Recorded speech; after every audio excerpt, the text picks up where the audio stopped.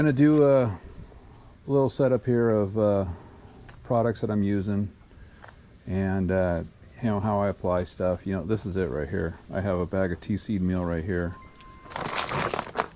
Bag of tea seed meal. I got some ferrous sulfate,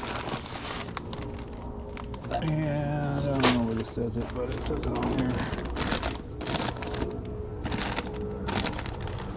There it is. 4600. So these are the only products I'm using, aside from some weed killers. This has been what I've been using for 2 seasons now. 2 seasons I've been doing that. And so I was going to do this as well. I don't know if you can see out here, but it's pretty crappy out. It just stopped raining right now.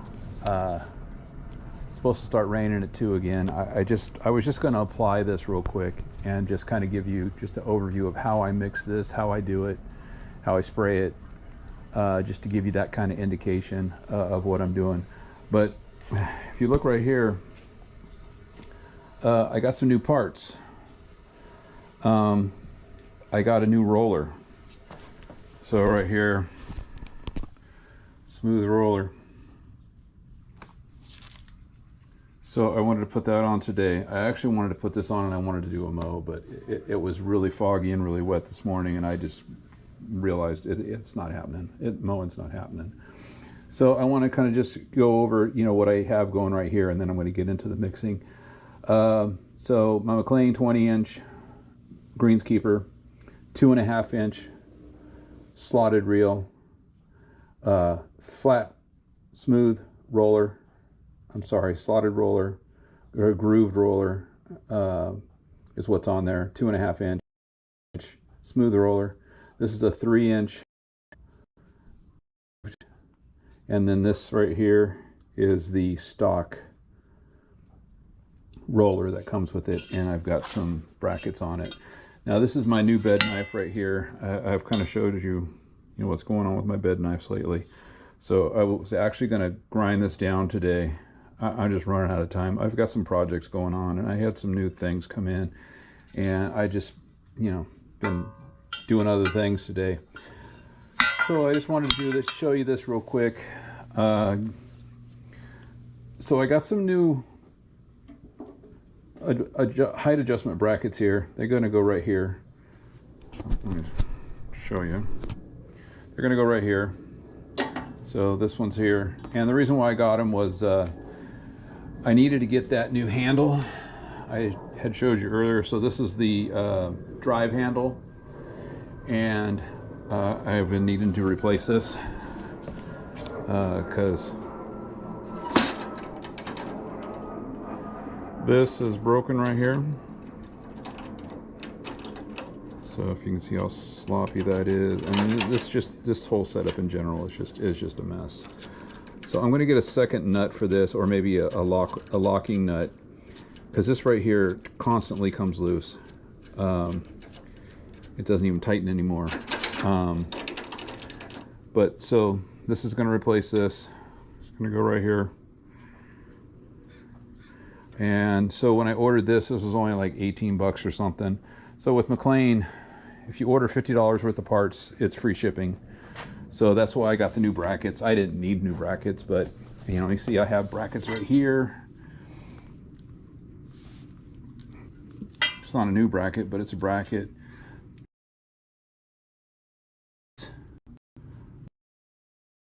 Here does not work with these. You have to use a different bearing. That's what these are. So these already come fitted with bearings. This just basically fits in the bearing that's already in here.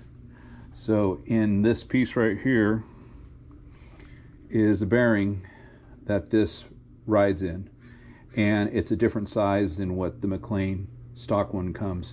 So when I got my first rollers, they put in bearings for me and gave me a replacement. So I have replacement bearings for what goes in here, but these are greasable. And then they just gave me these new pretty cool bearings that are double. So I don't know, he said they were better.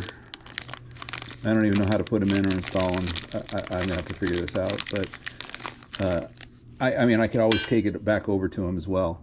I mean, they're right in the area I work. I could take my break from work and go over there and, you know, drop these pieces off and have them work them. But bearing goes in here, and so to change these out, I mean, it's pretty simple. You're just going to basically take these off right here. I probably end up loosening, you know, one side to make it so it will slide out and slide in a lot easier, and change that roller out to a smooth. So that was something I was going to work on today, later, when it really starts raining. I wanted to go ahead and do this. So I'm going to show you. So this is, you know, I've showed you my Ryobi expanded here. So this is the great thing about it. So this battery is 40 volt. It's a 40 volt unit, and my sprayer is a Ryobi, and it takes this battery. I have the 6 amp hour. This is a generic off-brand. It's not a Ryobi brand. It works really well. 6 amp hour. I have 2 of these, so if one goes out, I just swap them out. So it's going to go in here like this. I guess I can turn it off. So it goes right in here, and it's got a little tester right here to let you know how full it is. It's actually full. So I'm going to go ahead and mix up just a batch here. When I mix this, I just make a full 4 gallons, and what I end up doing is I spray my yard. Kathy's yard needs some across the street. I'm not going to be able to take you over there to spray it, but I'm just going to spray my front yard real quick and just show you how I mix it. I mean, it's not really the greatest day to be doing this, but I really don't care. I need some nitrogen on there. It's the big thing. I haven't put iron on in a couple, I think 2 applications ago was the last time I put iron on. So all I'm going to do here is I'm just going to put some water in my sprayer, so it's not completely empty, and I have my bucket here that I'm going to mix in just regular water. Now, this is the secret, and I forget to do this every now and then. I'll go ahead and get my tester out. I've tested my water. It's pH. It's kind of high, and when you're mixing iron sulfate or iron whatever and liquid, oh, I got the cap on. Whoops, that's not going to work. If the pH is too high, it's basically going to oxidize your iron, the sulfate, iron sulfate, ferrous sulfate. It's going to oxidize out. This takes a few minutes to register because it's got to temper the probe. So actually, I am not going to add any of this, but this is pH down. I've measured my water before, and the pH was over 8. And you don't want to mix your liquid irons when your pH of your water is too high. It doesn't matter whether, especially if it's chelated. If it's a chelated liquid iron, and it's chelated with EDTA, or I forget the other one. So I don't know. It looks like the pH of our water is fluctuating, because the last time I checked it, it was 8. So this is another reason why I have pH meter. I check it. If your pH is too high in your water and you start mixing this stuff, your iron's not going to work. Well, it's not that it's not going to work. It's just that you're going to get some oxidation. The ferrous sulfate is going to oxidize out. I read this on the Extreme Green bag of fertilizer. It actually literally said to buffer the pH of your water to 7 when you mix their iron. And basically the iron that is in the extreme green is exactly the same as what I have here. This is just what I got at Site 1, and it's iron sulfate heptahydrate. That's all it is. Back here on the back, it's got what it contains, and right here,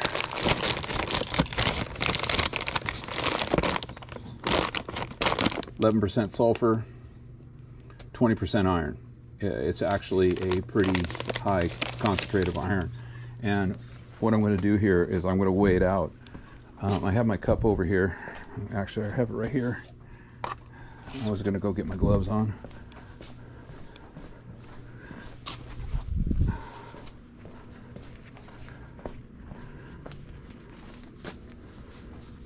So I don't add iron every time I apply nitrogen. If I feel it needs it, I will. I'm applying it now just because I can tell that it's kind of losing a little bit of grain. Oops, let me zero out my... So I got my scale.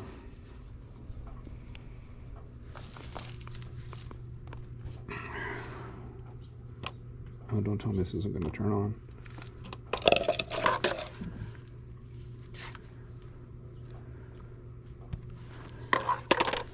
Oh man.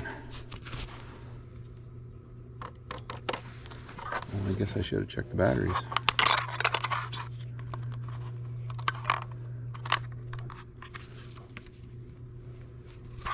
Oh, great.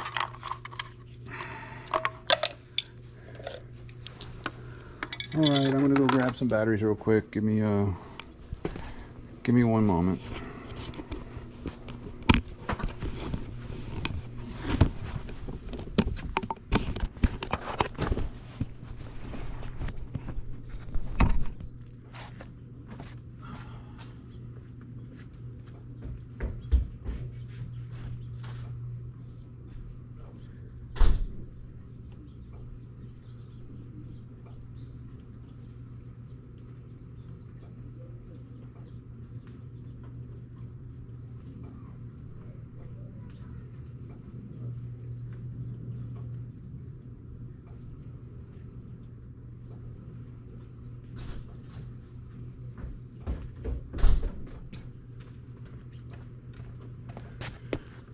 All right, so every time I do a live, it's always something. One of these days I'll have a live where everything works out. But I got some batteries.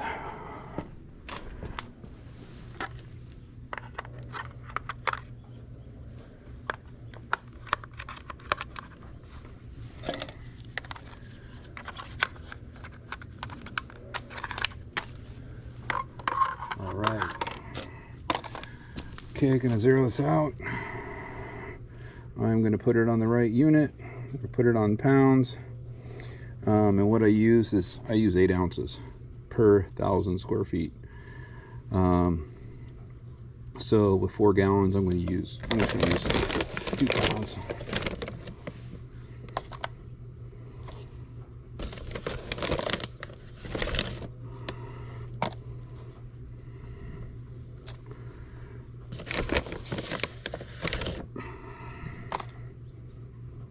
Yeah, I'm just going to call that good.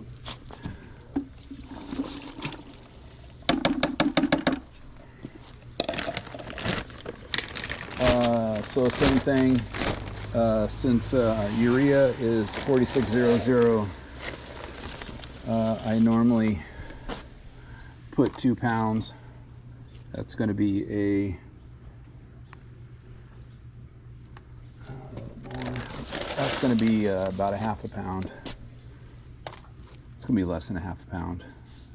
So something like that. That's 1.15 ounces. 1 pound, 15 ounces. So that's almost 2 pounds. If you can see that there. So 2 pounds, about 46% nitrogen. I'm gonna put that in my bucket. I don't know, I probably have 2.5 gallons of water in that thing. I don't think it's quite halfway full. So the important thing, if you notice, my bag was really tightly sealed up. The important thing about this ferrous sulfate is you want to keep it as tightly sealed as possible, or it will lose its potency. Same thing with your nitrogen. So I just tightly wrap it up. This thing's still hanging. And I put a clip on it. And that takes care of that. So we'll move this out of the way.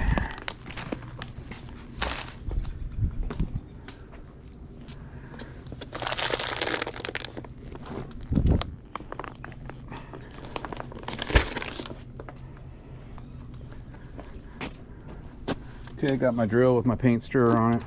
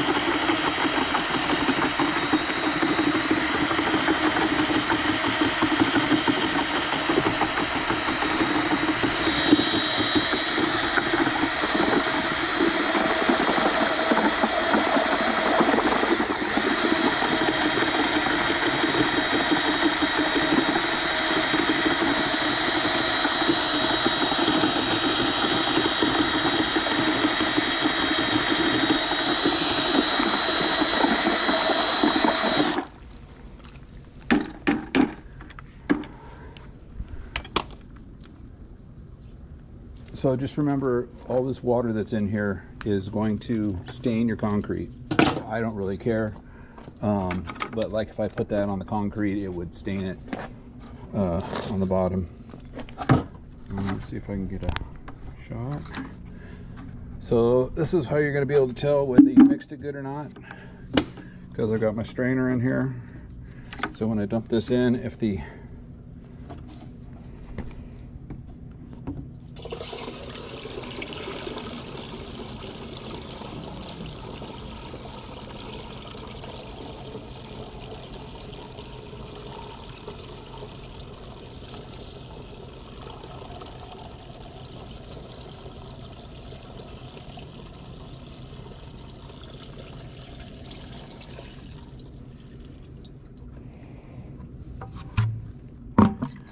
Alright, I still got a little bit in here, so I'm going to mix a little bit more. My jug is not quite full yet.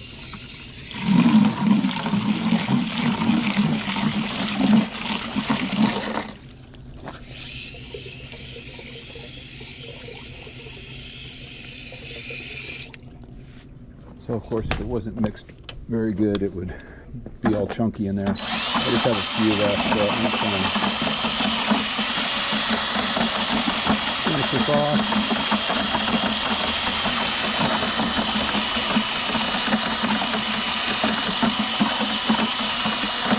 It's not really like it was that much.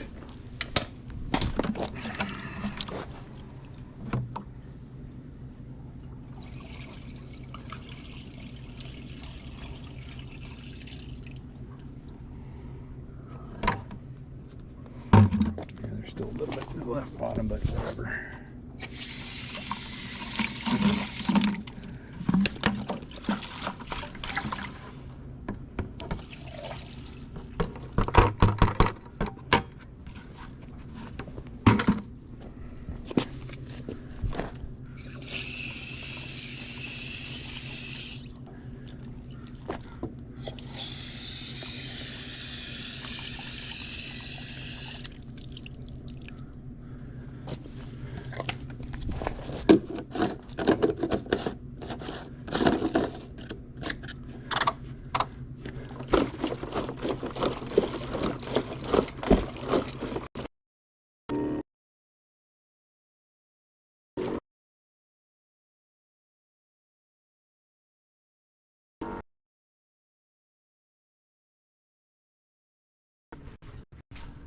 And I'm going to take the flag out here.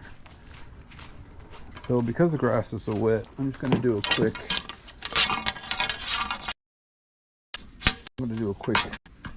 do with it.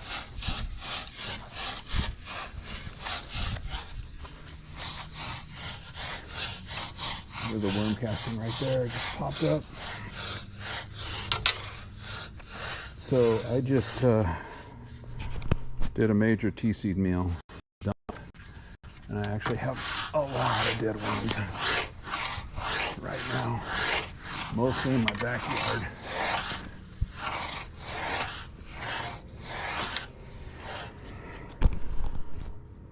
So hard for me to do this and be straight.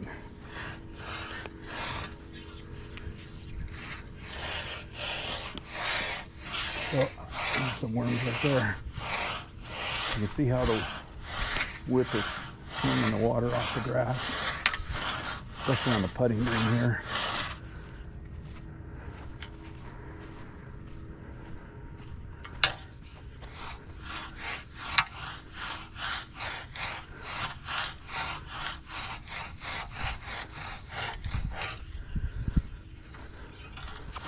And that's what I'm trying to do. I'm just trying to knock the big water droplets off the grass. Stopped raining, thankfully. There's a worm.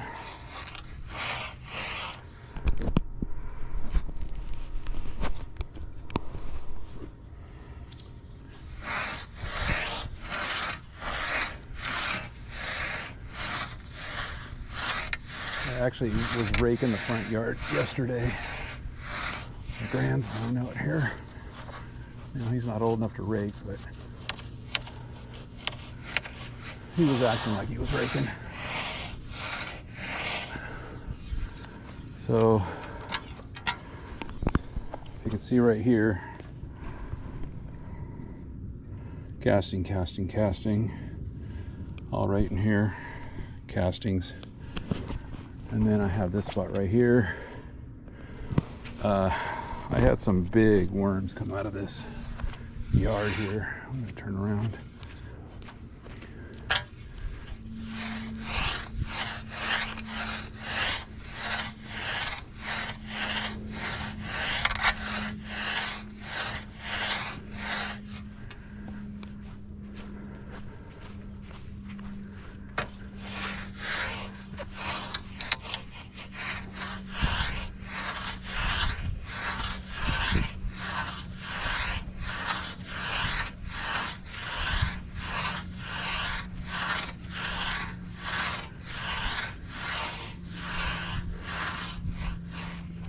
So when the grass is really wet and the soil's really wet,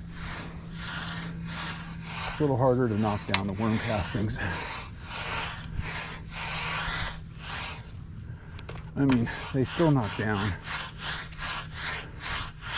but they will tend to smear. So here's that area I was showing you, the castings, and they're pretty much gone. So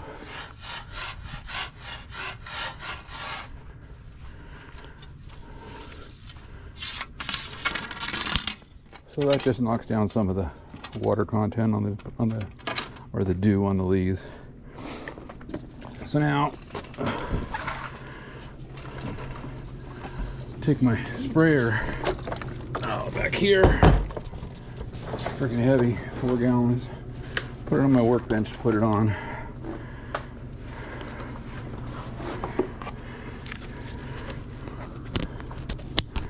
I'm gonna clip it.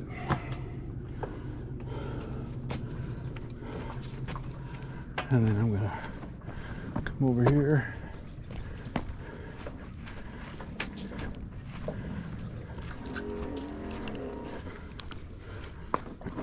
Kind of give it a shake. And I'm just gonna, so with my side yard here, I don't really care about the spray on it.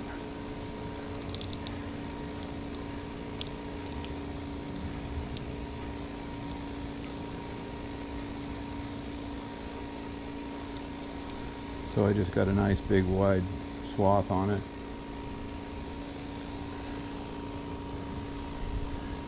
So here I'm just gonna go, this is my normal walking speed when I spray. Yeah, this is great. These leaves are gonna, should have blown this off too.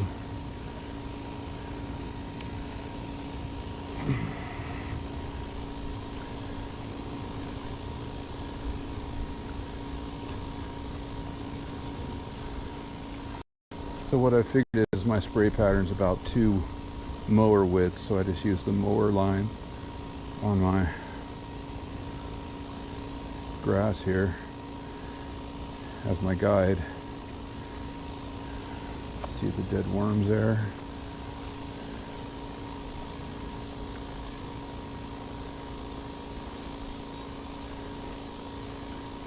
So you probably never heard any of your favorite lawn yard professionals on your YouTube channels talk to you about pH of your water when you're putting iron down. You know, that's what I'm talking about on some of this stuff that you're doing. You know, you're not really getting the full detail on it. You're just getting some guy who's heard some other guy tell you to do this or do that, or has read somewhere that, you know, potassium does this, and because potassium does this, they think that you need to add potassium for it to do it in your lawn. You know, and there's just so much, you know, garbage information that's being put across to you that it's not your fault for not knowing.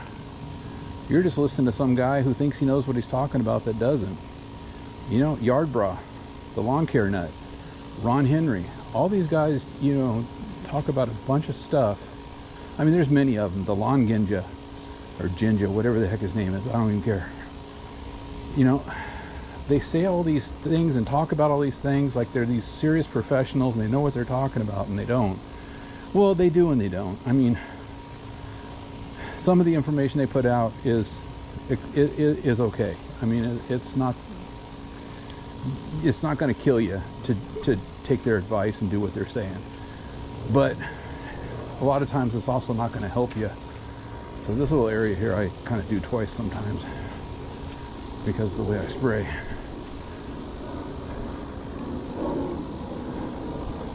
So, you know, buffering your water for pH, that's an important step to get your iron to be applied properly.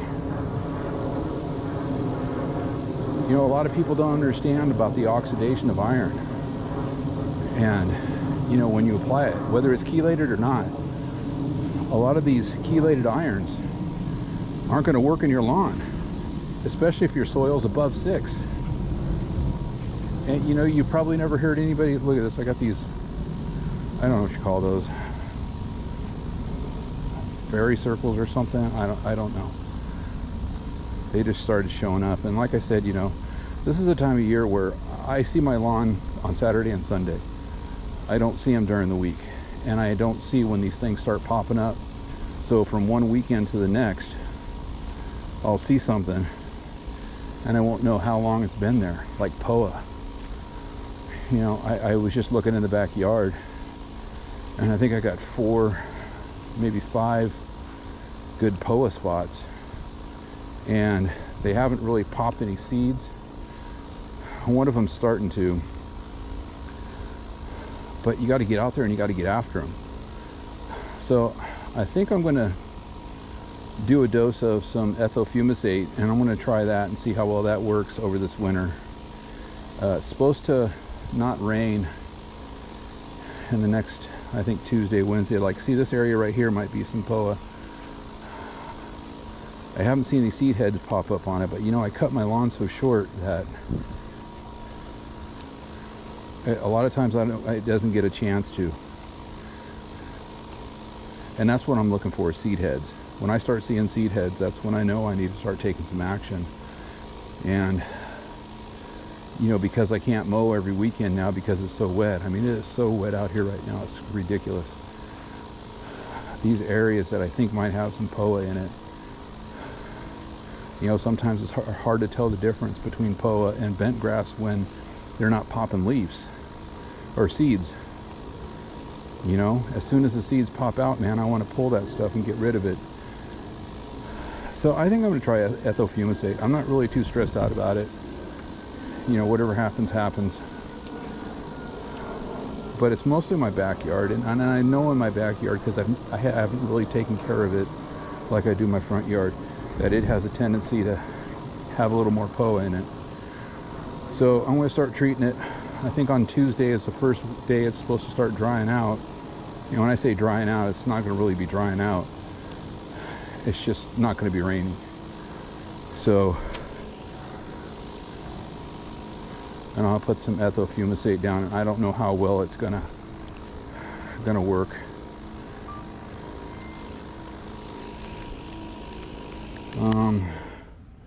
So that's my front yard sprayed. You know, and I know it's going to be hard for you guys to see on the camera here, but the green is already turning a darker shade of green just from spraying this, you know, and it's the iron sulfate. You know, it basically stains your leaf.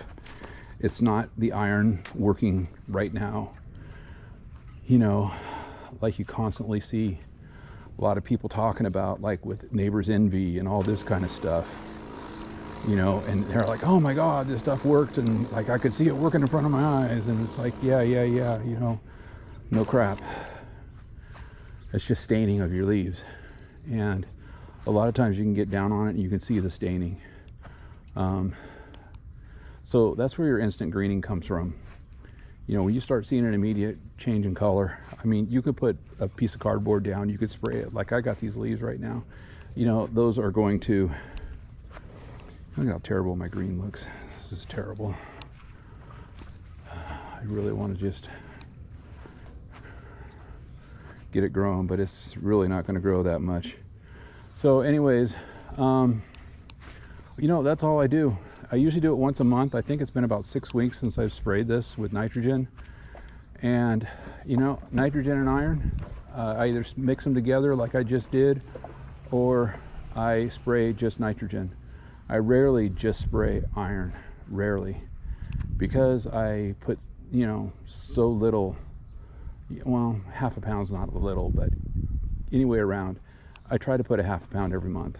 You know, Kentucky bluegrass calls for, I think it's like 2.5, 3 pounds a year. So if I put down a half a pound a month for 6 months, that's basically 3 pounds. You know, so that's why if I, you know, go 6 weeks, you know, in the wintertime in the Pacific Northwest, we can almost get away with, you know, adding nitrogen every, you know, 4 to 6 weeks, because the temperatures don't get really that cold. Now, come January, February, it will get freezing, and it's going to be a waste of time. So my last application will just be dependent upon the weather. Right now, we're in the 50s. You know, lows are in the high 40s. So we're in that 10-degree spread area right now, where it's usually 45 to 55 degrees pretty consistently every day. So I can get away with adding nitrogen usually through December. You know, and like I said, I'm just going to monitor the weather temperatures, and when I see the 10-day forecast start calling for really cold temperatures, then I won't add any more nitrogen. And I'll kind of look at the 30-day forecast too sometimes, just to see if we're going to have a cooling trend coming up or whatever. But, you know, for the most part, you know, this is how I apply every 4 to 6 weeks. It's not quite a half a pound. You know, it's probably more like a little over a third of a pound of nitrogen that I add every 4 to 6 weeks. And then the iron is just something I supplement back in. So anyways, I'm going to go ahead and stop it here. I'm going to go spray Kathy's yard. You know, I'm thinking of just coming on later and going live and, you know, taking my mower apart and putting these rollers on and stuff like that, just for something to do. I really got not much going on today. I got to roast a batch of coffee, and I'm going to do that. Other than that, yeah, it's just wet and rainy. No lawn mowing today. All right, thanks for watching. I hope maybe you got some good information out of this. That's going to help you out in your future endeavors. You know, like I posted in my description, you know, the iron sulfate that I use, and the iron sulfate heptahydrate or ferrous sulfate heptahydrate, and the urea nitrogen I use, $35 a 50-pound bag each. And, you know, if I just use them only on my yard, it would easily last me almost 2 years. I know the iron sulfate, it will last me 2 years. Now that I'm applying this to my neighbors' yards and all that, it doesn't quite last me, you know, 6 months, because I'm applying it on 3 times the amount of lawns and stuff like that. So It's just a really cheap, effective way of adding nitrogen to your lawn. And realistically, nitrogen is really the only thing you need to be adding. Most everything else is already going to be in the soil and be available for your turf grass to take up. It's just going to need the nitrogen, and the nitrogen is going to need the sulfur to uptake into the plant, or for the plant to uptake it and use all three of them. That's just basically how the plant works. You can, I've already said it 100 times, I'm not even going to say it again. So nitrogen, get a good program however you want to apply it. I don't apply it in granular because my grass is cut so short. With low mow lawns, you just can't apply granular, and if you do, it has to be the really, really fine pellets, really, really small, and even then I don't think you get as good a coverage as you need. So low mow lawn liquid, I think, is the best way to go to apply anything. You get better coverage, you got more control over it, and your results can be much, much better. So next week I'll come back out, we'll see how this thing's looking after a week.